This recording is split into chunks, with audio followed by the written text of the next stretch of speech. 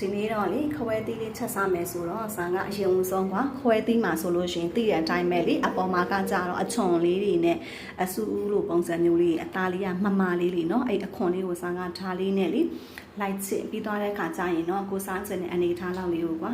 တုံးလေးတွေဖြောင်းတုံးပြီးတော့အရင်ဆုံးစီလေးထည့်တယ်ပြီးရင်တော့ခွဲသီးကိုကွာစားရချုံမုတ်ရစနမုတ်ရနှဲ့ပြီးတော့အဲ့ထဲမှာထည့်လိုက်နည်းနည်းလေးကြာပြီဆိုရင်တော့ကိုကအဆက်လဲကြိုက်တာဆိုတော့လေငုတ်သီးစိမ့်လေးကိုပါလေး3တောက်လောက်ကိုညှက်ပြီးထည့်ပြီးအဖုံးလေးကိုပြန်အုပ်နည်းနည်းလေးနုဣသွားပြီဆိုရင်တော့စားကားလေးအရသာလေးကိုမြည်ကြည့်ပေါ့နော်ကိုကတကယ်တော့စားပေါ့နော်စားကားကြတော့နည်းနည်းလေးအရသာဆိုလို့ရှိရင်ကွာလေးတဲ့ဘက်ကိုစားတာဆိုတော့လေစားလေးများပေါ့နေတယ်ဆိုရင်တော့ကွာစားလေးနည်းနည်းထက်ပေါ့နော်